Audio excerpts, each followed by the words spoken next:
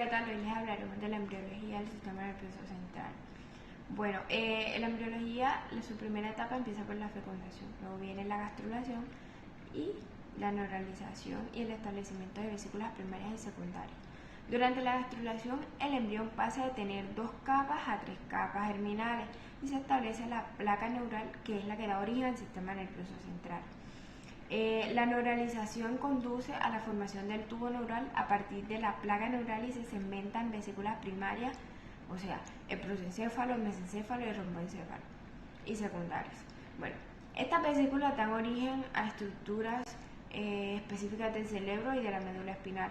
La polarización desoventral es la clave para el desarrollo y la diferenciación de los tipos neuronales, y la parte más dorsal del tubo se especializa en desarrollar neuronas sensoriales, mientras que la porción ventral se encarga de las neuronas motoras.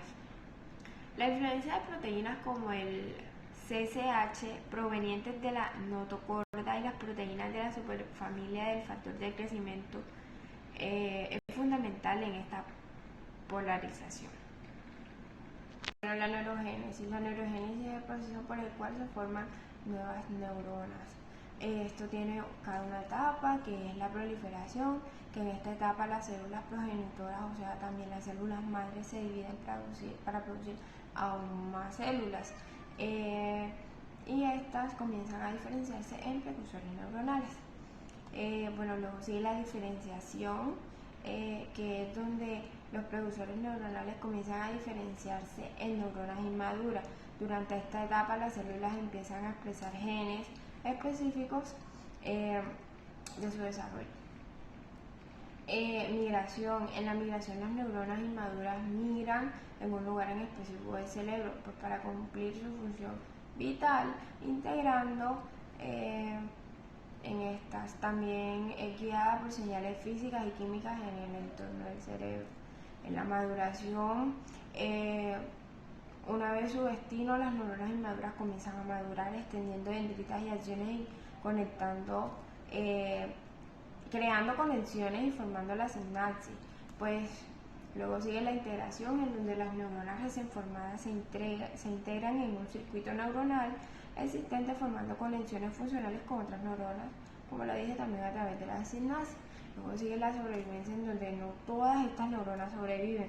La verdad es que se necesita de mucho conexión para que estas sobrevivan, y también incluye mucho la capacidad de recibir apoyo trófico.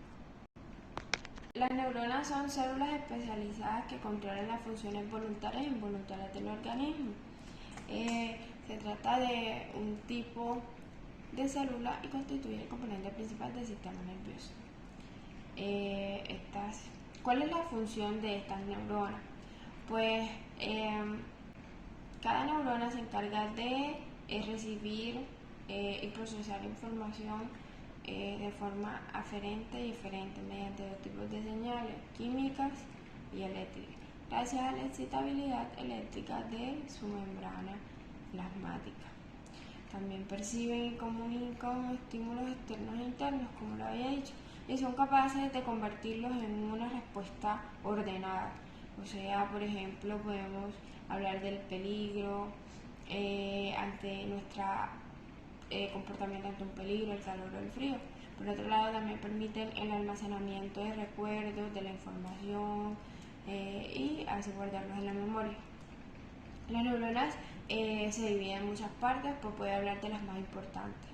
Empezamos por el cuerpo neuronal, como lo ven en la diapositiva. El cuerpo de la neurona también se denomina soma. Es aquí donde todos los procesos metabólicos de la neurona, donde suceden todos los procesos metabólicos de la neurona. Es la región más ancha y con una morfología ahí más o menos ovalada, donde se localiza el núcleo de la neurona y el citoplasma. Se encuentra también aquí todo el material genético de la neurona, o sea, donde se sintetizan esas moléculas que permiten la supervivencia de la célula y aquellas que garantizan que se transmitan de manera correcta las señales eléctricas. Bueno, sigue el núcleo. El núcleo de la neurona es su parte más importante, pues se localiza en el interior del soma y está delimitado con el resto del citoplasma.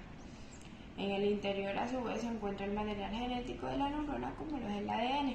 Bueno, el lucro es muy importante porque él controla la expresión del material genético y además es como la base central de la neurona. Pues justo ahí se regulan todos los procesos. Bueno, el axón. El axón es un tubo que se origina en el soma de la neurona y en el extremo contrario de la dendrita. Componente que les voy a hablar a continuación. Una vez las dendritas reciben los neurotransmisores y el cuerpo se ha activado a nivel eléctrico, el axón tiene la función de conducir esa señal eléctrica hasta los botones sinápticos. Estos botones se liberan neurotransmisores para informar a la siguiente neurona. Bueno, a la dendrita. Bueno, hemos visto y explicado cómo el axón se transmite la información, pero ¿quién las capta? La dendrita. Estas prolongaciones que surgen del soma y que configuran una especie de ramas y que cubren el centro neuronal, de esta forma se encargan de captar los procesos de los neurotransmisores producidos. Bueno, por suerte la sinapsis. La sinapsis es una conexión bioquímica que se establece entre neuronas y que se media a través de sustancias elaboradas por ellas y que reciben células receptoras. Dichas sustancias se vierten entre zonas de requicio y neuromuscular, neuroneuronal y neuroglandular para modificar las condiciones de la membrana y permitir la continuidad de los potenciales de acción. La integridad de los diversos elementos de la zona de unión funcional o sinapsis asegura la adecuada comunicación del sistema nervioso y la mayoría de los elementos restantes del organismo. Bueno, las sinapsis químicas y las sinapsis eléctricas. Estas tienen muchas diferencias. Las sinapsis químicas son más lentas pero ofrecen un mayor control y variedad en respuestas, mientras que las sinapsis eléctricas son más rápidas y permiten la sincronización de grupos de células. Bueno, otra es que la sinapsis química en la comunicación neuronal se realiza a través de neurotransmisores liberados en el espacio sináptico, mientras que en la sinapsis eléctrica la comunicación se realiza a través de corrientes iónicas que fluyen directamente entre las células. Luego, otra es que la sinapsis química es unidireccional, es decir, la información fluye en una sola dirección, de la neurona presináptica a la postsináptica, mientras que la eléctrica es bidireccional, lo que significa que la información puede fluir en ambas direcciones entre las neuronas conectadas. Bueno, la sinapsis química tiene un retardo debido a la liberación y difusión de la unión de transmisores, mientras que la eléctrica es más rápida, ya que no implica la liberación ni la unión de neurotransmisores. Bueno, en la sinapsis química permite una mayor variedad de respuestas y mayor control sobre la señal, mientras que en la eléctrica permite la sincronización de los grupos de células y una rápida transmisión de señales. Hablemos del potencial de acción. El potencial de acción es un proceso fisiológico que se genera entre las neuronas con el fin de transmitir información y emitir una respuesta motora por parte del músculo. Este es un periodo celular caracterizado por la entrada de sodio al interior de la célula y posterior la salida del potasio.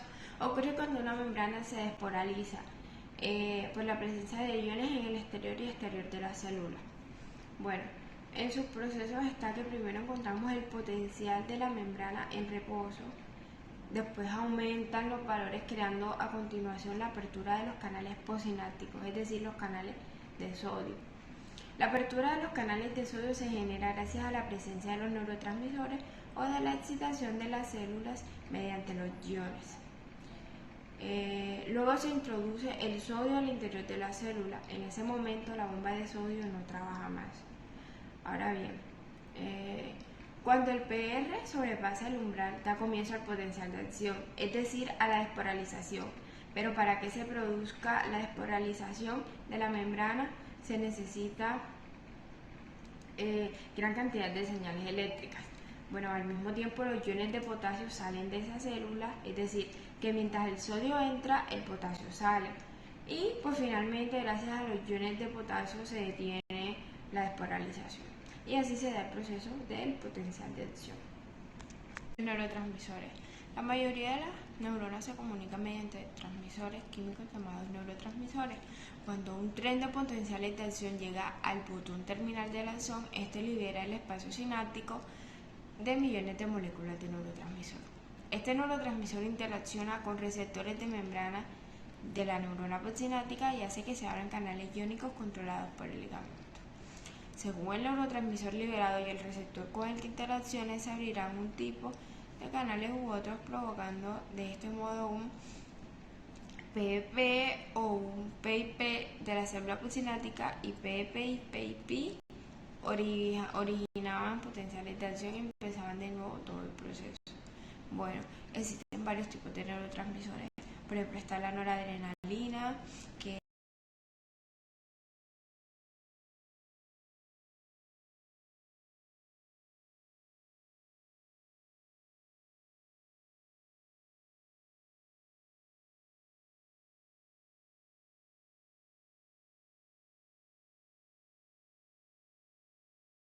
Bueno, uno de los neurotransmisores que escogí fue la noradrenalina, que es un neurotransmisor ubicuo que participa en la regulación de la ansiedad, función cerebelosa, el estado de ánimo y el procesamiento sensitivo. También escogí la serotonina, que se encuentra en tractos neuronales que proyectan desde los núcleos del rafe en el bulbo hacia otras partes del encéfalo. Estas vías están implicadas en el procesamiento emocional y el dolor y tienen efectos sobre el apetito, estado de ánimo, el sueño y las alucinaciones. También la histamina, que está implicada en la regulación del ciclo de la vigilia y el sueño, el control cardiovascular, la regulación del eje del hipotálamo hipofisario adrenal y el aprendizaje y la memoria. Por último, la dopamina, que pues todos sabemos que la mayoría pues sabemos que la dopamina es la hormona de la felicidad, que se localiza en varias vías neuronales donde se origina la tegmentaria ventral. Desempeña un papel fundamental en el comportamiento y el refuerzo farmacológico y regula la emesis, o sea, el vómito, liberación de prolactina, estado de ánimo, coordinación motora y el olfato. Los neuroreceptores, también conocidos como receptores, que son los encargados de enviar y detectar neurotransmisores, o sea, sustancias químicas que permiten la comunicación entre neuronas. Receptor viene del opus receptus, que significa recibido, término que se usa en dos sentidos en la neurobiología, que se dice que es una estructura de cualquier tamaño o complejidad que recoge y por lo general transmite información acerca de las condiciones que hay dentro o fuera del cuerpo. Por ejemplo, el ojo, el uso muscular, las terminaciones libres de neuritas periféricas de una neurona sensitiva y molécula proteica incrustada en una superficie de una célula, o en ocasiones dentro de la célula, que se une de manera específica a